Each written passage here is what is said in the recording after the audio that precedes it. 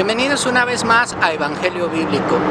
Como siempre te presentamos una prédica del pastor José Manuel Sierra. La Biblia dice que para Dios el pueblo de Israel era como su niña, pero que también le decía al pueblo de Israel que tenía que escudriñar las Escrituras para que pusieran por obra lo que en ellas estaba escrito y entonces les fuera bien. Así es que la palabra de Dios es muy importante para nuestra vida espiritual y por eso es que nosotros compartimos estas prédicas. Así es que por favor te pido que pongamos mucha atención en el siguiente mensaje.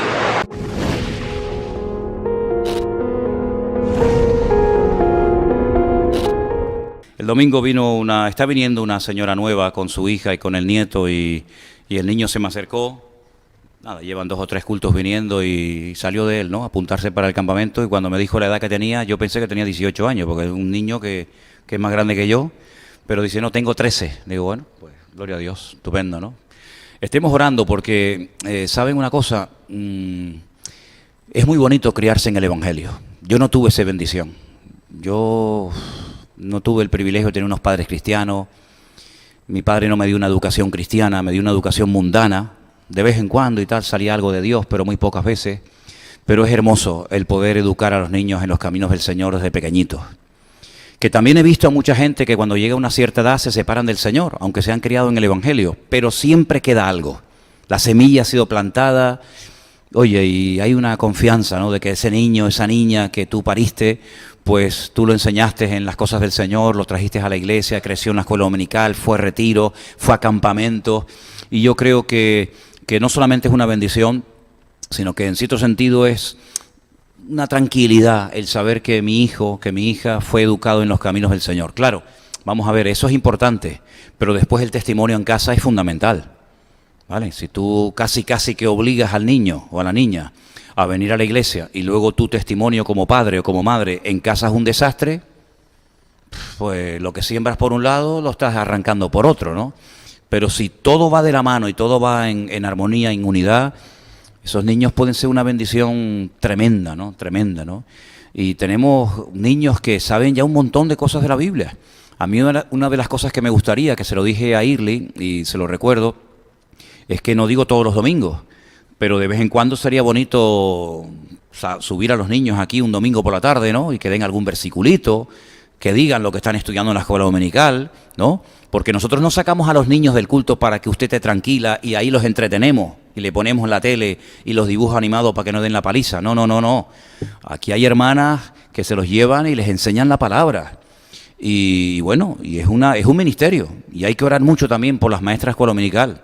Porque hay niños que son fáciles de llevar, pero hay otros que guárdame un cachorro. Entonces que el Señor les dé sabiduría. Yo a más de una vez me han dado ganas de meterlo en el congelador y después ponerlo al baño María, ¿no? Pero bueno, gracias al Señor, ¿eh? Pero oren mucho por las maestras de la escuela dominical y sobre todo por este retiro, que sea de mucha bendición. Además, mira qué bueno que vas a poder ir con tus niños al campamento, eso es una bendición tremenda, ¿de acuerdo? Bueno, hermanos, vamos a pasar ya a la palabra. Les voy a llevar al libro de Hebreos. Mira, del Nuevo Testamento el único libro que no sabemos quién lo escribió es esta carta. No sabemos quién escribió la carta a los hebreos. Unos dicen que pudo ser Pablo. ¿Por qué no? Aunque Pablo no tenía fundamentalmente un ministerio con judíos, sino con gentiles. Pero yo creo que a lo mejor en un momento determinado Pablo pudo sentir el deseo de escribirle a sus compatriotas, ¿no?, a sus paisanos, una carta. Puede ser que fuera Pablo. Puede ser que fuera, algunos dicen Apolos. Otros dicen que Lucas. Lo dudo mucho porque Lucas no era una persona tal vez gran conocedor de la Escritura en el sentido de que fue apóstol de Jesucristo y tal. Mire, eso es lo de menos. Vamos a ir a lo que dice la Biblia y no a lo que no dice la Biblia, ¿eh?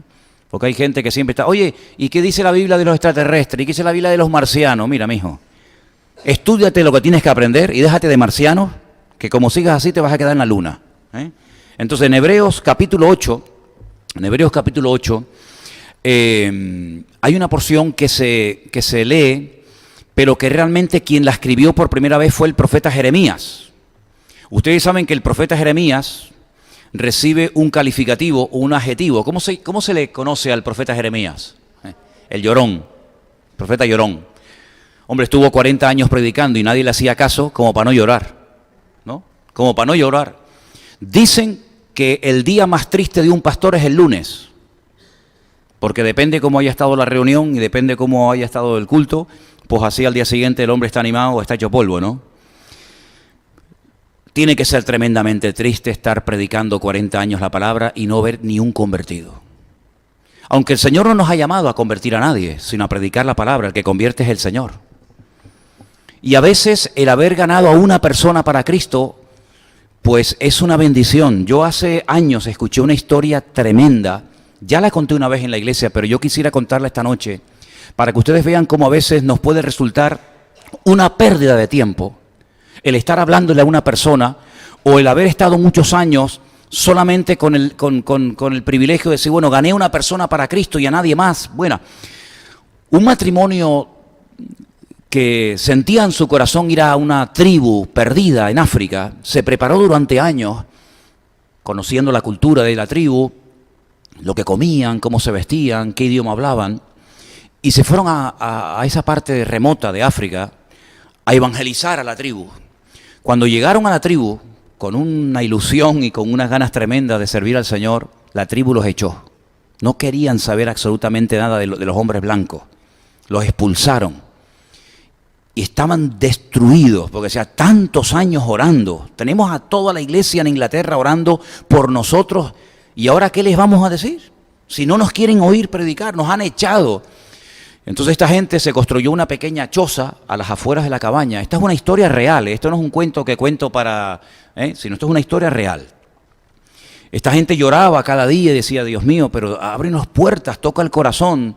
Había por lo visto unos brujos muy poderosos en esa tribu y no querían que nadie se metiera con otras enseñanzas y con otras ideas. Y bueno, la cosa es que un niño de la tribu, sabiendo que estos hombres blancos vivían a las afueras de la tribu, le llevaba de vez en cuando algo de verdura para venderles, huevos de las gallinas y algunas cositas. Y este niño venía muy a menudo, cada vez más. Y este matrimonio un día dijeron, oye, no nos dejan entrar en la tribu, pero fíjate tú por dónde muy a menudo durante la semana viene 3 o 4 veces este niño. ¿Por qué no le hablamos de Cristo? ¿Por qué no le hablamos del Señor? Es uno solo, pero bueno, y es un niño, pero bueno. El niño resulta que comenzó a venir, aprendió la palabra, se convirtió este niño, pero la esposa del misionero quedó embarazada y en el parto murió. Este hombre destrozado se va a África, no puede desarrollar su ministerio, lo echan de la tribu que él quería ganar para Cristo, se le muere la mujer, vuelve a su tierra y la niña la entrega a un matrimonio para que se la cuiden. Y él cae en las garras del alcohol y se convierte en un alcohólico. Destrozado, una depresión tremenda. Pasaron los años y esta niña, que fue criada por otros misioneros, asiste un día a una convención donde vienen misioneros y predicadores de muchas partes del mundo diciendo pues lo que están haciendo, cómo está el país en el que están predicando, etc.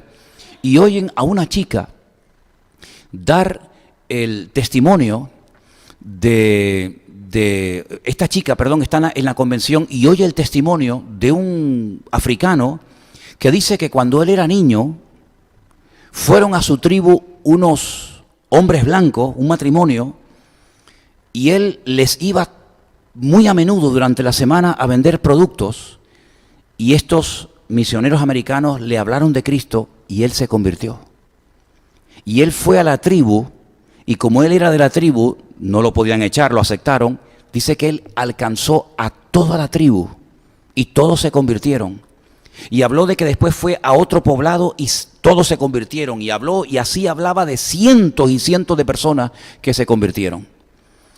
Esta niña, que ya era grande, oye el testimonio de este hombre y se da cuenta de que ese es el niño que sus padres evangelizaron cuando ellos eran misioneros en África. Y va a buscar a su padre estaba en unas condiciones horribles. Y le dice, papá, vengo a presentarte a aquel niño que ya es un hombre, que se convirtió y a través de él cientos de personas se han convertido. Y este hombre se reconcilia con el Señor, se da cuenta de que el precio que tuvo que pagar fue terrible, perdió a su esposa, aparentemente fue un fracaso su ministerio, pero ganó a uno. Pero ese uno se reprodujo de tal manera que ganó a cientos. Se reconcilia con el Señor, le pide perdón, reconoce que él no perdió el tiempo en África y a los pocos días muere y parte a la presencia del Señor. ¿Qué te parece? El apóstol Pablo dice que nuestro trabajo en el Señor no es en vano. Aunque no veamos resultados aparentes, pero hagamos lo que tenemos que hacer, porque para el Señor, cuando hacemos lo que tenemos que hacer, aunque aparentemente no haya grandes resultados, si hacemos la voluntad de Dios y somos obedientes hasta la muerte, eso es lo que cuenta. Las cifras, los números, las fotografías, si tienes más, si tienes menos, si tu iglesia es muy grande, si la otra, eso es lo de menos. Eso es lo que ven los seres humanos. Dios no mira lo de fuera, Dios mira el corazón. Y si no, fíjense en Juan el Bautista. No escribió ni una letra de la Biblia, ni una letra. No hizo milagros, no echó fuera demonios, no levantó iglesias, no hizo nada aparentemente importante. Su ministerio duró máximo 1 año y al final termina más solo que la una, porque dice que todos se fueron cuando conocieron al Señor, se fueron con Cristo. Y cuando le preguntaron a Cristo le dijeron, ¿tú qué opinas de este? Nunca hizo milagros, nunca echó fuera demonios, no fundó iglesia, no levantó obreros. Y dijo, de los nacidos de mujer, el más grande de todos, porque hizo lo que yo le dije que hiciera, punto. Asegurémonos, hermanos, cada uno de nosotros, independientemente de lo que digan los demás, asegurémonos de que estamos haciendo la voluntad de Dios, independientemente de los resultados. Los resultados se los dejamos en las manos del Señor. Es más, puede ser que a veces le hayamos evangelizado a una persona y no lo hayamos visto convertido, pero a lo mejor algún día se convertirá y te lo encontrarás en la presencia del Señor algún día. Bueno, pues el profeta Jeremías, destrozado porque ve que el pueblo no se convierte, que el pueblo no entra en vereda, escribe un libro precioso, escribe algunas palabras proféticas, tenía una especie de secretario, de ayudante llamado Baruch, que significa bendito en hebreo, Baruch, y le dice, toma, llévale esta profecía, llévale esta palabra de Dios, por escrito se la llevas al rey para ver si se convierte. El rey la lee, dice que la cortó, la rompió, la quemó, y vuelve al profeta y le dice, no hay manera. Dice, siéntate ahí y te voy a dictar otra vez la palabra del Señor, y se la vuelves a llevar otra vez. Es decir, una paciencia, hermano, una paciencia increíble. Bueno, pues en ese libro de Jeremías, que es un libro precioso, él habla acerca de algo que para aquellas personas en aquel tiempo seguramente era algo que le sonaba a chino, que el Señor en el futuro haría un nuevo pacto. Y las palabras de ese nuevo pacto las encontramos aquí en el libro de Hebreos, capítulo 8, y voy a leer a partir del versículo 8. Estoy en Hebreos 8, 8. Y estas palabras que voy a leer, aunque están en la carta de quien haya escrito la carta a los hebreos, realmente son palabras del libro del profeta Jeremías. Y dice así, porque reprendiéndolos dice, he aquí vienen días, dice el Señor, en que estableceré con la casa de Israel y la casa de Judá un nuevo pacto. No como el pacto que hice con sus padres el día que los tomé de la mano para sacarlos de la tierra de Egipto, porque ellos no permanecieron en mi pacto y yo me desentendí de ellos, dice el Señor. Por lo cual este es el pacto que haré con la casa de Israel. Vamos a ver. Después de aquellos días, dice el Señor, pondré mis leyes en la mente de ellos y sobre su corazón las escribiré y seré a ellos por Dios y ellos me serán a mí por pueblo.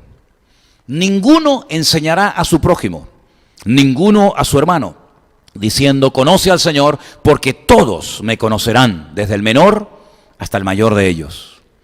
Porque seré propicio a sus injusticias y nunca más me acordaré de sus pecados y de sus iniquidades. Y termino con este versículo que es el 13, al decir, nuevo pacto ha dado por viejo al primero.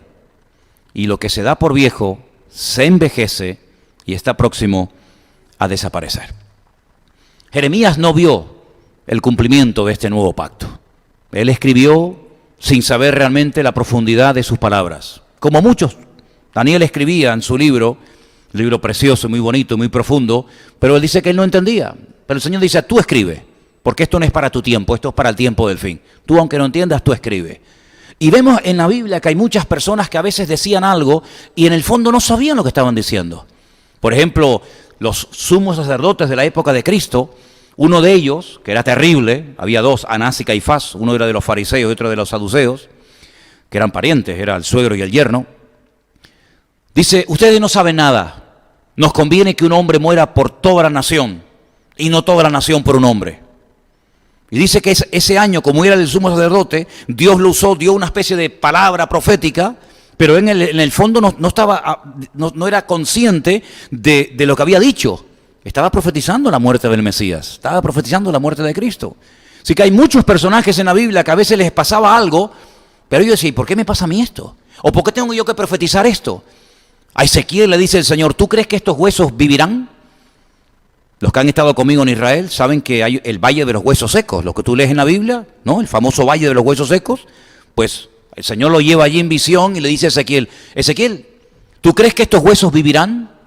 Y Ezequiel dice, yo no sé, Señor, si vivirán o no. Dice, tú háblale, tú profetízales y ya verás lo que pasa. Él no entendía nada, pero él en obediencia cumplía la palabra de Dios. A Juan, por ejemplo, en la isla de Patmos, cuando el Señor le muestra una visión de millones y millones de personas de todas las naciones, pueblos, tribus y lenguas, vestidos con ropas blancas, y le dice un anciano en la presencia del Señor a Juan, le dice, Juan, ¿estos quiénes son y de dónde vienen? Y Juan se echa a llorar, y Juan dice, no lo sé, Señor, yo no sé quiénes son estos ni de dónde vienen. Dice, estos son los que han lavado sus ropas en la sangre del Cordero y no se han contaminado y no han pecado, se han mantenido puros para el Señor, y estos son los que han salido de la gran tribulación. Fíjate tú, hace 2000 años aún no habían nacido y ya el Señor te cuenta algo en futuro, ¿verdad? Como si algo que ya había ocurrido en el pasado. Qué bendición tan grande poder tener nosotros toda la Biblia. Qué cosas que no entendía Daniel, ni Jeremías, ni Ezequiel, ni Juan, tú y yo las podemos entender. Claro, porque tenemos toda la información, tenemos todas las piezas del puzzle.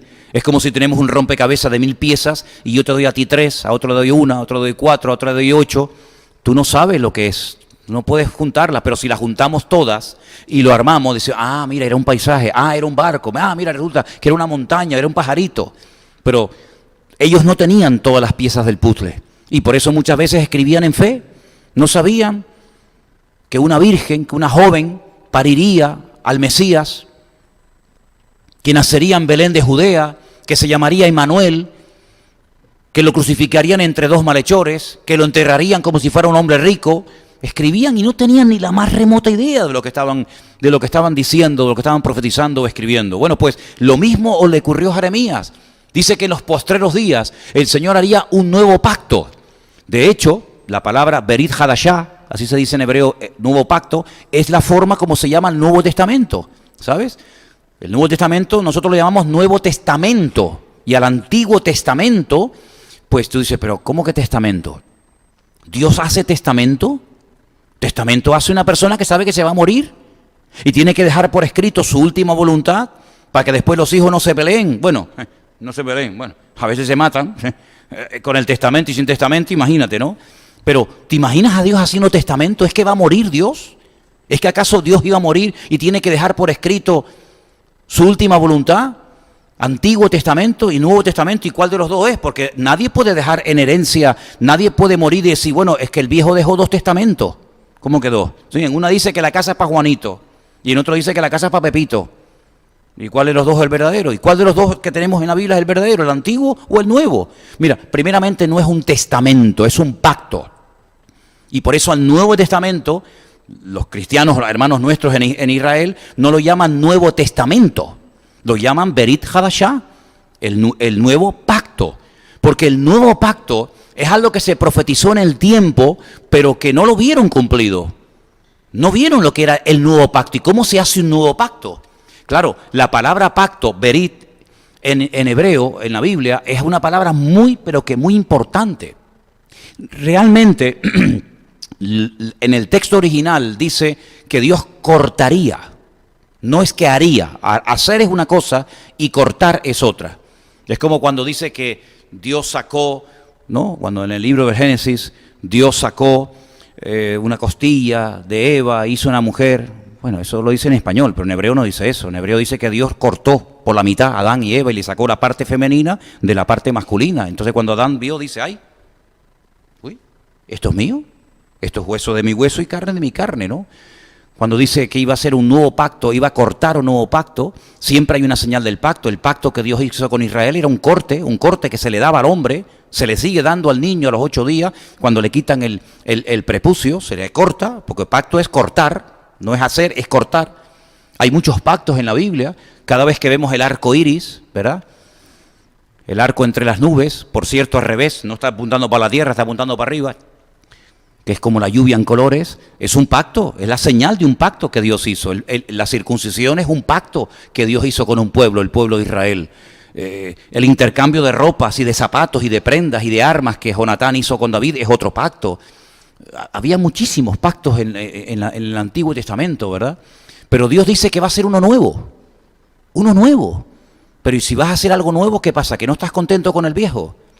Es que para que se diera el nuevo pacto, el primero que tenía que venir era el Mesías.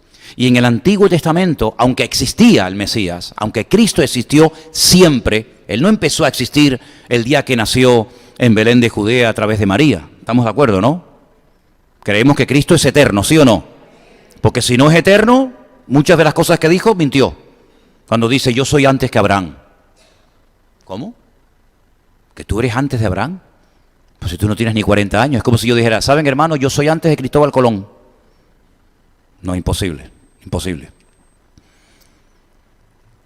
Cuando dice la Biblia, en el principio era el verbo, y el verbo era con Dios, y el verbo era Dios. Y el verbo se hizo carne y habitó entre nosotros y vimos su gloria, gloria como el unigénito del Padre. Es decir, Cristo era eterno, Cristo siempre ha existido, pero como humano, como ser humano, tuvo un nacimiento y tuvo una madre y tuvo un lugar de nacimiento, ¿verdad? Pero ese nuevo pacto no se podía llevar a cabo porque el que lo iba a hacer no era un hombre con otro hombre, sino el mismo Señor Jesucristo es el que haría ese nuevo pacto. Y el domingo pasado, cuando participamos de lo que llamamos aquí la Santa Cena, pero depende a la iglesia que vaya, se le da otro nombre. Pasa que los que se han criado siempre en la misma iglesia piensan que todas las iglesias son iguales. Y no hay dos iglesias iguales. Esto es como los hijos, ¿no? Puedes tener 40 y cada uno es diferente. Hay iglesias que no lo llaman la Santa Cena. Hay iglesias que lo llaman el pacto. El domingo, hermanos, prepárense que vamos a celebrar el pacto. Hay otras iglesias que lo dicen la comunión, ¿verdad? Diferentes nombres. Es lo mismo, pero diferentes nombres. Bueno, pues el nuevo pacto lo hizo Cristo en una casa con 13 testigos delante, con 12 testigos, Él era el número 13, cuando tomó el pan y el vino y dijo, tomad y comed, porque esto es mi cuerpo que por vosotros es partido, ¿verdad? Hacedlo en memoria de mí. Y Él dice, esta copa es el nuevo pacto en mi sangre, el pacto que profetizó Jeremías en el Antiguo Testamento, en el capítulo 31, ahora Cristo en aquella casa en Jerusalén, ahora lo lleva a cabo y es un pacto donde se tiene que derramar sangre.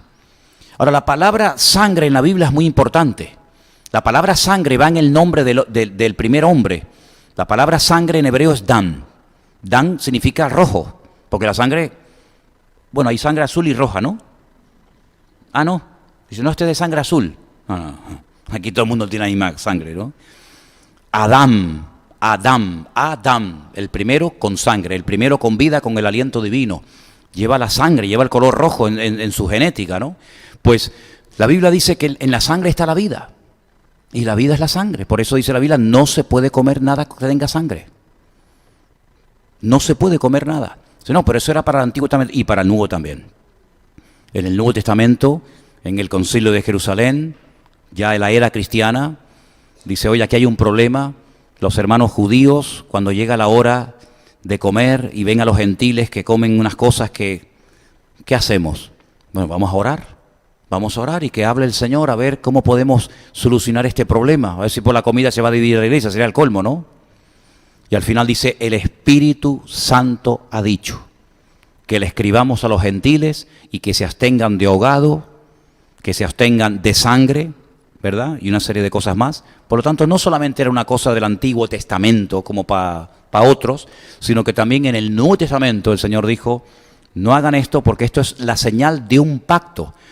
Es como un sacrilegio. Los homosexuales han adoptado en su bandera el arco iris, ¿verdad? Como la señal de su vida de desastre, pero es una blasfemia, porque están utilizando el arco iris, que es un pacto que Dios hizo con la humanidad, ¿verdad? De no volver a destruir la humanidad por el agua, y lo están adoptando para algo que realmente es perverso. Bueno, pues exactamente igual ocurre con el tema de la sangre.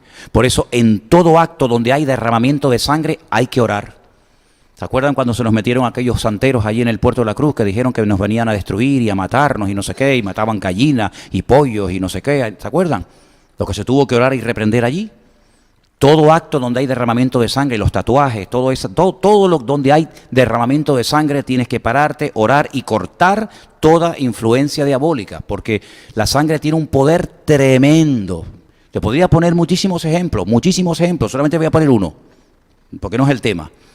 Un hombre que vio ángeles como tú y yo nos estamos viendo esta noche.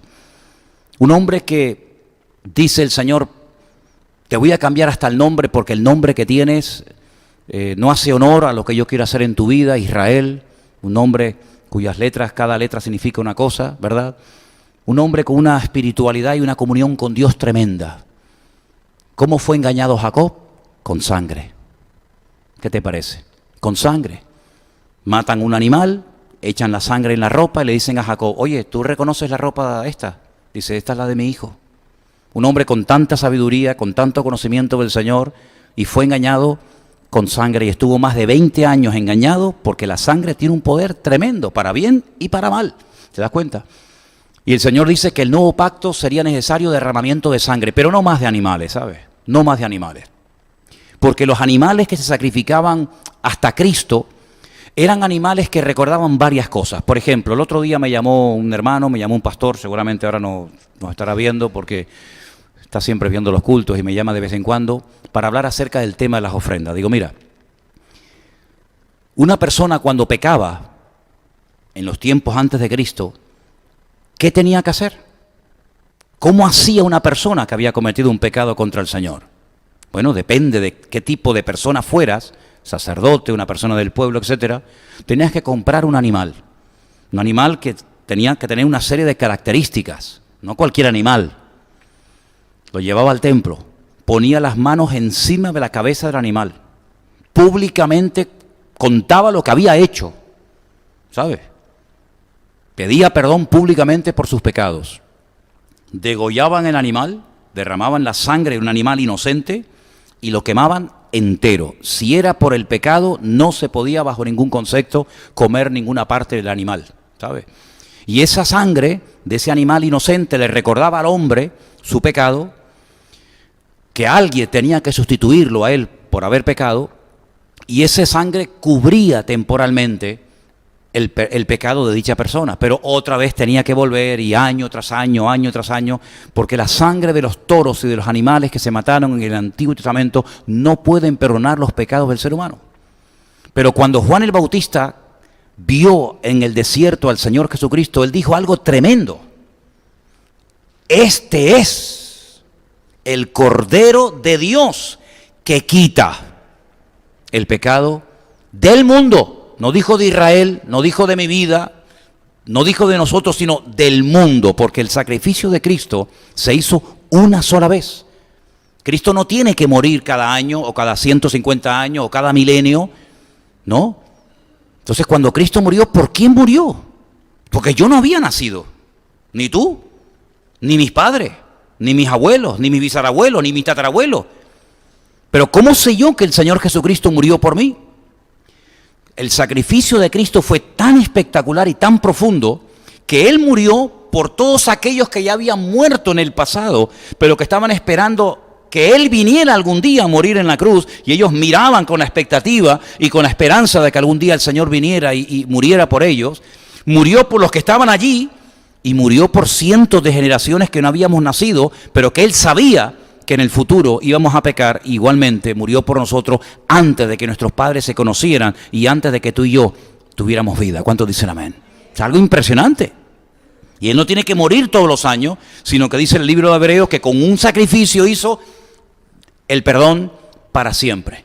¿Cuáles son las diferencias entre el antiguo pacto, por decirlo de alguna manera, y el nuevo pacto? Hay muchas ventajas. Por ejemplo, en el antiguo pacto había una especie de relación a nivel nacional. Hoy en día no hay ningún país que tenga una relación nacional con Dios, ninguno. Pero durante un tiempo había un personaje que se vestía como ese maniquí que tenéis ahí en la entrada de la iglesia, que son las vestiduras del sumo sacerdote, y él entraba una vez al año, no todos los días cuando le daba la gana, una vez al año. Y cuidado, entraba con mucho temor, entraba amarrado por si caía muerto en la presencia del Señor, y entraba una vez al año y él presentaba un sacrificio. Ahora, antes de entrar, él tenía que presentar sacrificios por su propio pecado, porque él no era perfecto. Y había 2 animales, se echaban suertes. ¿A cuál matamos? ¿A este o a este? Se echaban suerte y decía, bueno, la suerte cayó sobre este. Vale. Este, Azazel, como se le llamaba, te lo vas a llevar al desierto, lejos, lo más lejos posible del campamento, para que se lleve todos los pecados de Israel encima, y ese morirá en el desierto. Y al otro lo sacrificamos en el altar. Y cuando el sacerdote salga del arca del pacto, de la presencia del Señor, durante un año más, toda la nación, digamos que estará protegida por la mano del Señor. Pero al año que viene, otra vez lo mismo. Y al año que viene, otra vez lo mismo. Y así sucesivamente. ¿Qué te parece? Pero sin embargo, el Señor Jesucristo hizo un sacrificio una vez y para siempre. Y ahora ya no hay una relación nacional, sino que ahora hay una relación personal con Dios. Tú y Dios, Dios y tú, entre ustedes dos, pueden tener íntima comunión con Dios. No una vez al año. Tú puedes hablar con Dios cuando quieras y donde quieras, en un avión, en una guagua, en una cárcel, en un submarino, donde quiera que te encuentres, de noche, de día, de pie, sentado, acostado, como quiera, porque hay una relación personal con nuestro Señor Jesucristo. Hay una entrada directa a la presencia del Señor. ¿Cuántos dicen amén? No es que entra un Señor que me representa a mí delante de Dios. A mí no me representa a nadie delante de Dios. Ni yo represento a nadie delante de Dios. Yo cuando entro en la presencia de Dios a orar, me represento a mí mismo. Yo no represento a toda la iglesia. Yo no represento, mira, que vengo en nombre de la iglesia que se busque la vida y que vayan cada uno a orar a la presencia del Señor. Yo no represento a ustedes delante del Señor. Ustedes no necesitan representantes. Lo que tienes que hacer es entrar tú directamente a la presencia del Señor. ¿Te das cuenta? Como dice, por ejemplo, la Biblia en la carta a Santiago, muy interesante. Dice, ¿está alguno alegre? ¿Cuál es el remedio? ¿Qué le dice el Señor a los que están alegres? Dice, ponte a cantar. Es que desafina, bueno, pues échate para allá. Canta para allá, pero canta. ¿Está alguno enfermo? Dice, llame a los ancianos de la iglesia para que oren por ti. Dice, pero ¿está alguno triste? ¿Qué dice? Haga oración. ¿Quién? Usted es el que tiene que... ¿Usted está triste? Sí. ¿Usted está triste y tengo que orar yo? Pues si usted está triste, el que tiene que orar es usted.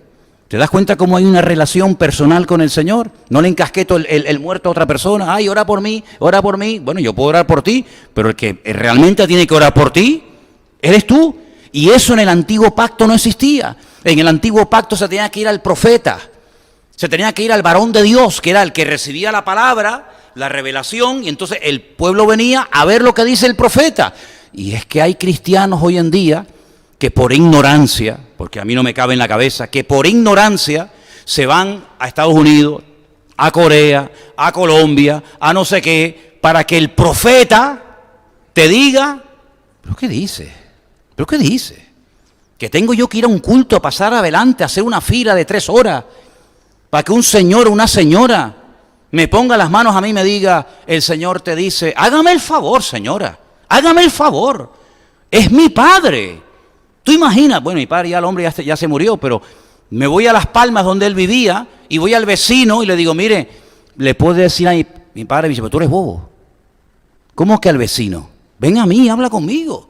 Si el Señor te tiene algo que decir a ti, te lo va a decir a ti el primero, no a mí. A ti te lo va a decir, mijo. Pero ¿cuántas veces hemos visto eso? Ustedes se ríen, pero no se imaginan la cantidad de personas que están esperando que venga, que le imponga las manos, que le diga, y además siempre dicen lo mismo. Siempre dicen lo mismo. Tendrás, Dios te va a bendecir mucho, Dios te va a dar una grande iglesia, pero nunca te dice, mira, ponte a orar, déjate de vivir en pecado, dobla tus rodillas delante del Señor, humilla, eso no te lo dicen. Claro, porque si te lo dice te enfadas y te vas a otra iglesia.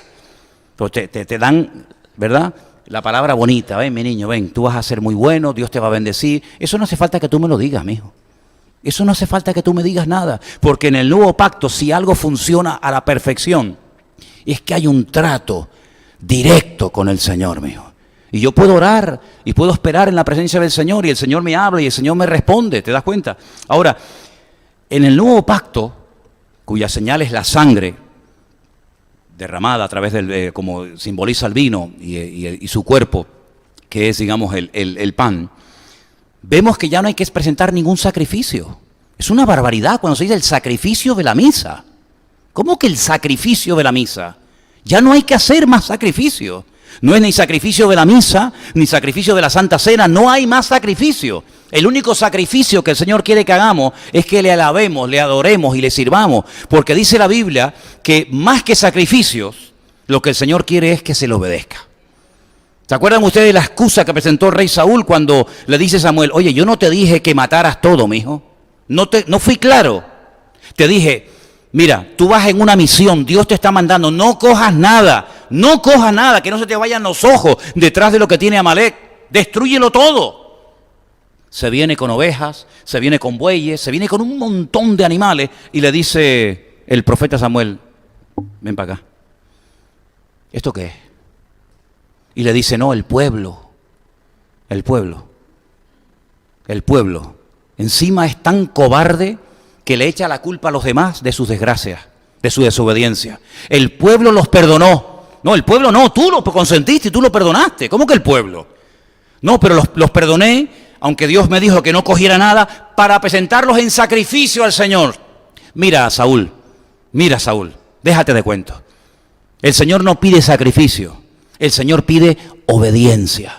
Es más fácil presentar un sacrificio que obedecer al Señor. Y Dios lo que quiere es que le obedezcas en todo. Y como tú no le obedeces en nada, sino que siempre haces las cosas a tu manera y encima le echas la culpa a los demás, a partir de hoy tú no vas a ser nunca más rey de Israel. Y se acabó. Y Dios le dijo a Samuel, ni ores por él, no te quiero ver más orando por este hombre. Porque ya le he dado un montón de oportunidades y siempre hace lo que le da la gana. Y dice que cuando se iba Samuel, le agarró el vestido, el manto, se lo rompió. Y le dice el Señor, así como tú has roto el vestido o el manto de Samuel, así el Señor hoy ha roto el reino y se lo ha pasado a otro que es más fiel y más obediente que tú. Eso es lo que quiere el Señor. Y en el nuevo pacto lo que funciona no son los sacrificios, no son los corderos, sino ¿qué es lo que el Señor quiere? Obediencia, obediencia genuina, que salga de lo más profundo de nuestro corazón. En el nuevo pacto tenemos la obligación de evangelizar al mundo entero. Miren, por ejemplo, vamos al Evangelio según San Marcos. El último capítulo del Evangelio según San Marcos, las últimas palabras de despedida del Señor Jesucristo, son muy interesantes cuando le dicen el capítulo 16 del Evangelio según San Marcos, versículo 15, Marcos 16, 15, id por todo el mundo y predicad el Evangelio a toda criatura. El que creyere y fuere bautizado será salvo, mas el que no creyere será condenado. Id por todo el mundo y predicar el Evangelio. ¿Se acuerdan ustedes cuando una mujer que no era judía tenía un problema con una hija que tenía graves problemas con demonios espirituales y le dijo, Señor, ayúdame, Señor? Y el Señor no le hacía ni caso. ¿Se acuerdan ustedes? Y ella insistía y le dijo el Señor, mira, hija, te voy a decir una cosa, no está bien coger el pan y dárselo a los perros. Ahora, ¿tú cómo reaccionarías si yo te hablo así? Tú vienes a la iglesia, quieres hablar conmigo y yo te digo, mira hermana, no me esté dando la paliza, que no voy a dejar lo importante para atender una perra como usted. Tú dirías, ay, gracias hermano. Gracias. Eso fue lo que le dijo Jesús a la mujer sirofenicia. No está bien coger el pan de los hijos y dárselo a los perros. Yo he venido a buscar a las ovejas perdidas de la casa de Israel. Primero empezamos por aquí y luego pasamos por allá y la mujer dijo, está bien, pero también los perros tenemos derecho a comer, ¿no? Aunque sean las migajitas que caen de la mesa. Y el Señor dijo, grande es tu fe. Te puse a prueba, no te picaste, no te mosqueaste, sino que aguantaste el chaparrón. Vete que tu hija ha sido sanada. Gloria a Dios, qué bueno, Como el Señor, porque uno dice que fuerte fue el Señor. Yo pienso que el Señor más bien la estaba probando. Porque el Señor antes de bendecirnos, escucha bien esto, si no te acuerdas de nada de lo que hablé esta noche, pero acuérdate de esta frase, antes de bendecirte, Dios te va a probar. Antes de bendecirte, Dios te va a probar, y te va a probar donde más te duele. Me acuerdo que hace años leí en un libro una chica que quería ser misionera. Se quería ir a no sé qué sitio a servir al Señor. Y habló con el pastor y dijo, hermano, yo quiero irme a tal sitio a predicar, quiero ser misionera. Y le dijo el pastor, qué bonito. Vente mañana a las 3 de la madrugada a la iglesia que voy a hablar contigo. ¿A las 3 de la madrugada? Dijo, sí, te espero. La chica vino a las 3 de la madrugada a la iglesia y estuvo en la puerta de la iglesia. No era esta, tenía pensando cosas raras. Vino y se quedó en la puerta de la iglesia. El pastor apareció a las 10:30 de la mañana. Esa criatura estuvo de las 3 de la madrugada hasta las 10:30 que apareció el pastor en la puerta. Cuando apareció el pastor le dijo, buenos días. Y la chica dice, buenos días, pastor. Pasa a mi oficina, vamos a hablar. Pasó, el pastor le dijo, ¿a dónde quieres ir? La iglesia te va a ayudar y a apoyar en todo. Dice, pero no vamos a hablar de nada. Dice, ¿hablar de qué? Te dije que vinieras a las 3 de la mañana a la iglesia. Viniste puntualmente. Llegué a propósito tarde. Cuando vine no estabas de morro, no estabas enfadada, no estabas de mal humor, sino que estabas con buena actitud.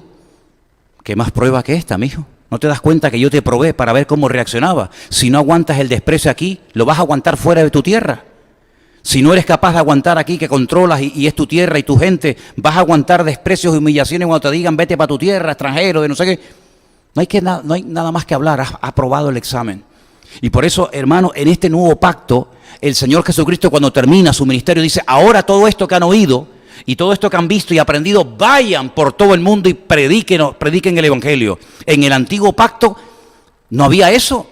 En el antiguo pacto, una vez el Señor le dijo a uno del antiguo pacto, vete a tal ciudad y predícales y diles que si no se arrepienten dentro de mes y medio, la ciudad va a ser totalmente destruida. Y él dijo, yo no voy. Y cogió un barco y se fue en dirección contraria. ¿Cómo es posible que un hombre que sabe la voluntad de Dios para su vida, que Dios le dice, vete a Nínive a predicar mi palabra, que si no vas y no predicas y no se arrepienten, dentro de 40 días la ciudad va a ser destruida? ¿Cómo es posible que no tenga nada de misericordia, nada de compasión? El Señor le dice, pero mira, hay un montón de gente, hay niños, hay animales, y se monta en un barco y se manda a mudar a la otra punta del mundo. Porque no querían bajo ningún concepto que otras personas, otras naciones, otros pueblos entraran dentro del antiguo pacto. No querían bajo ningún concepto. Miren incluso la mentalidad de Pedro. La mentalidad de Pedro, él está en Jaffa, en una casa que hemos ido de vez en cuando a visitar, y él tiene una visión. Y el Señor le dice, mira, levántate, mata y come. Y él le dice, no, que te levantes, que mates y que comas. Y se dice, no, que no voy a hacerlo. Oye, y el Señor otra vez le dice, Pedro, levántate, mata y come, aunque era una visión, no era algo real, pero para que él aprendiera, lo que yo he limpiado, tú no eres nadie para menospreciarlo y para llamarlo inmundo. Así que levántate, mata y come. Dice, no, porque nunca lo he hecho y no lo voy a hacer. Oye, cabezón, le está diciendo no al Señor 3 veces. Parece que el 3 es repetitivo en la vida de Pedro, ¿no? 3 veces lo niega, 3 veces dice que lo ama, 3 veces le dice que no. El Señor dice, vale. En eso tocan a la puerta unos centuriones, unos soldados romanos, y le dice, venimos de parte de un centurión romano que hace unos días estaba orando y vio en una visión tu rostro, y el Señor le dijo que te mandáramos a llamar y que fueras a Cesarea a predicarles. El Señor dice, vete con ellos. Llega a la casa donde está el centurión romano. Cuando entra en la casa, estaba toda la casa llena de gente. Qué bendición, ¿no? Que te llamen, venga a predicarnos el Evangelio. Una maravilla, ¿no? Cuando entra en la casa, en vez de decir, buenas tardes, Señor los bendiga a todos, estoy muy contento de estar aquí con ustedes, es un privilegio para mí que me hayan invitado, una bendición. No hubiera sido lo normal. ¿Cómo empezó el mensaje? Bueno, ustedes saben cuán abominable es para un judío estar en casa de gentiles. Como diciendo, estoy aquí porque no me queda otro remedio, porque si fuera por mí me mandaba a mudar ahora mismo. Y empieza a decir ahí 4 cosas, y de repente, pum, el Señor se derrama. ¿Te das cuenta? Esa mentalidad de gueto, de nosotros y de nadie más. Nosotros somos los buenos, los demás son los malos. Y el Señor es nuestro. Ay, amigo, ¿sabes la parábola que más odia, que no le gusta escucharla a un judío? ¿Sabes la que peor llevan? La parábola del buen samaritano. Porque el samaritano es de lo peor. El samaritano, eso es de lo peor.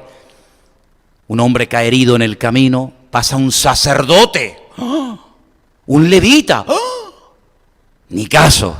Pasa un samaritano y se para, lo cura, lo monta en el burro, se lo lleva, paga dinero. Eso es un golpe al ego tremendo, amigo, tremendo. ¿Te acuerdas del otro día en el mensaje? Muchas viudas había en los tiempos de los profetas, pero ¿a quién mandó el Señor? A una al extranjero. Muchos leprosos había, y ¿a quién sanó? A un extranjero llamado Naamán el sirio. Y todo eso está en la Biblia, todo eso Dios lo hizo. Entonces ahora en el nuevo pacto ya no es decir, bueno, ahora estamos contentos, estamos muy bendecidos. ¿Qué le pasó a la iglesia primitiva? Hermano, ¿tú sabes los predicadores que había allí dentro? Pedro, Juan, Santiago, Tomás, predicadores increíbles, habían visto al Señor cara a cara, le podían preguntar lo que quisieran de Cristo, cosas que no están ni en la Biblia, ellos lo sabían, porque lo habían vivido con Cristo. Oye, ¿y Cristo era alto o era bajo? ¿Era moreno o rubio? ¿Cómo era Cristo? O sea, la Biblia no nos dice cómo era Cristo, pero si yo le pregunto a Pedro, Pedro, ven para acá, ¿Cristo cómo era? ¿Tenía los ojos azules, negros, morenos, rojos, amarillos? ¿Cómo era Cristo? Ellos sabían montones de cosas. Un nivel de enseñanza espectacular, milagros todos los días, conversiones todos los días, miles de personas se convertían. ¿Quién se quiere ir de allí? Nadie. ¿Qué tiene que hacer el Señor? Mandar una persecución para que salgan todos corriendo y por todas partes donde iba, ¿qué hacían? Predicaban el Evangelio. Entonces en el nuevo pacto ya no hay la mentalidad de gueto. No, que no entre nadie, cierre las puertas que nos molestan. No. En el nuevo pacto hay una visión universal de decir a todo el mundo, a todo el mundo, ricos, pobres, blancos, negros, mujeres. Porque incluso hay un profeta que escribió, que no lo vio, pero escribió y dijo que en los postreros días, y no me digan a mí que nosotros no estamos en los postreros días. Si no estamos en los postreros días, entonces estos postreros días, ¿cuándo vienen?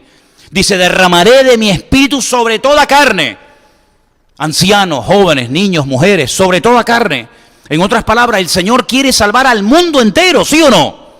Porque de tal manera amó Dios ¿a quién? Al mundo, a todo el mundo, para que todo aquel que en Él crea no se pierda, mas tenga vida eterna. Dios tiene unos pactos, Dios tiene un trato con su pueblo, evidentemente, pero el corazón de Dios es un corazón universal. Nadie puede decir nuestro y de nadie más. El que no quiere tener comunión con Dios, porque no quiere, pero Dios sí quiere tener comunión con todo el mundo, con chinos, con japoneses, con blancos, con negros, con todo el mundo quiere tener comunión el Señor. Cuando Él murió en la cruz, ¿por qué murió? Por toda la humanidad, para que todo aquel que en Él crea no se pierda, mas tenga vida eterna. Cuando dice la Biblia que en los postreros días algunos os dirán, ¿y dónde está la promesa de su advenimiento? Porque yo no veo que Cristo viene por ningún lado. Ustedes llevan 2000 años esperando y aquí no aparece nada. Dice, estos ignoran voluntariamente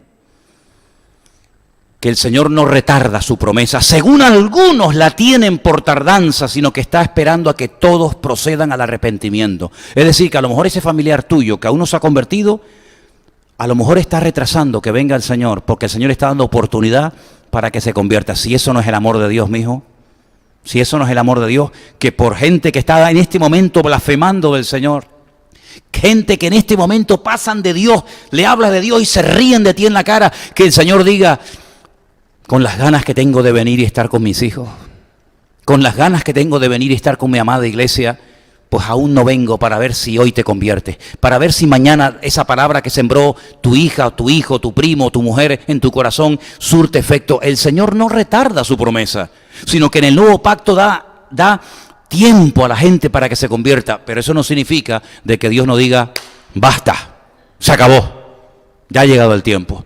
Por eso, hermano, aprovechemos el tiempo. Porque una responsabilidad nuestra en este nuevo pacto, en esta nueva dimensión en el cual está viviendo el creyente hoy en día, tenemos el deber, la responsabilidad delante de Dios de abrir la boca. Y dice, ¿cómo quieren que se convierta la gente? Si no hay quien les predique. Cuando se les predica, ya no tienen excusa. Por lo tanto, queridos hermanos, aprovechemos el tiempo. ¿Sabes? El domingo, cuando terminó el culto, Priscila vive en Tacoronte con Matías. Y me dice que había una cola tremenda en la autopista. A lo mejor los hermanos que vinieron del puerto también lo saben. Por lo visto, un señor se tiró del puente, se tiró de un puente, lo atropelló un coche y no murió. Yo iba en la moto una vez, entrando a Santa Cruz, y un señor se cayó del puente y le atropelló un coche y salieron cachos por todos los lados. Pero este hombre se tira de un puente, pasó un coche que como mínimo 80 o 90 tienen que ir y no se murió. ¿Qué te parece? Todavía hoy en día hay gente que se sigue quitando la vida. ¿Sabes cuál es uno de los pueblos de España donde más gente se quita la vida? Donde más gente se suicida.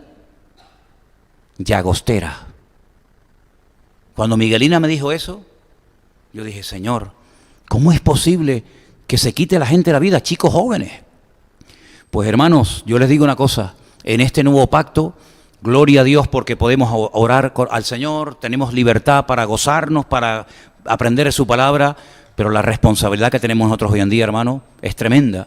Porque en aquellos tiempos era Jeremías el que predicaba y ya está, o Isaías, o Ezequiel, o Daniel, pero en estos tiempos somos todos y cada uno de nosotros los que tenemos que marcar una diferencia. ¿O es que tú cuando lees la Biblia dice, tú eres la luz del mundo? ¿A quién se lo dice? ¿Al pastor?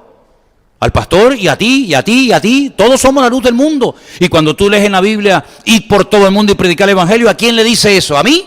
Yo ya lo estoy haciendo hace 40 años. Pero a todos y a cada uno de nosotros nos pide el Señor que abramos nuestra boca, que no callemos, que busquemos oportunidades y si no las inventamos. Te compras un perro y te vas por una noche a pasear por un parque y ya verás cómo vas a conocer gente y le vas a poder hablar de Cristo. Pero que no pase ni un día sin esa carga de decir, yo tengo que hablarle a la gente del Señor y no vivir una vida de que venimos al club, venimos a la iglesia a escuchar una palabrita y ya nos vamos. No, hermano, lamentablemente hay muchas iglesias así, que no se dan cuenta de que en el nuevo pacto sí hay salvación, hay vida eterna, hay perdón de pecados, el Espíritu Santo mora en mi corazón. Sí, sí, todo eso ya lo sé de memoria. Pero también hay una responsabilidad de hablar de Cristo, de marcar una diferencia, hermano. Y por eso me gustaría que en esta noche oráramos al Señor y le pidiéramos que Él abriera nuestros ojos para que podamos entender que somos responsables ante esta generación del mensaje que ha venido a nuestra vida y el privilegio que tenemos, lamentablemente, muchos no lo tienen. Vamos a orar, por favor. Cierra tus ojos ahí donde estás. Y vamos a pedir la bendición del Señor para que en esta tarde, esta palabra que hemos oído, que Dios va a hacer un nuevo pacto, que ya lo hizo, ya está hecho. Esto no es una palabra profética. Esto ya se cumplió. Esto ya se cumplió. Esto lo recordamos todos los meses cuando tomamos el pan y el vino. Pero dentro de ese paquete, dentro de esa bendición, de ese nuevo pacto, está el deber y la responsabilidad de decirle al mundo lo que Cristo ha hecho. Que la gente no tiene ni idea. Viven en tinieblas, en oscuridad, en ignorancia y no tienen ni idea muchas veces lo que tienen que hacer para salir del callejón de tinieblas en el cual viven. Y tú y yo tenemos la respuesta y la respuesta es Cristo, gloria a Dios. Y te damos gracias en esta tarde por tu preciosa palabra, Dios mío. Te doy gracias porque yo sé que tú nos has salvado y nos has abierto los ojos y nos has quitado la venda de los ojos para que nos demos cuenta de que hay muchas personas que tal vez aún no se han convertido porque nosotros no le hemos hablado de ti, Señor. Y te ruego en el nombre de Jesús que nos des oportunidades y abra las puertas para que tu palabra corra y sea glorificado tu nombre, Señor. Gracias por tu misericordia, por tu paciencia. Ayúdanos, Dios mío, a ponerla en práctica y que cuando salgamos por esas puertas, salgamos con la firme determinación de hacer tu voluntad en nuestras vidas. Te damos gracias por todo y te lo pedimos en el nombre de tu amado Hijo Jesús. Amén. Y amén. Gloria a Dios. Nos ponemos de pie, hermanos, en esta noche.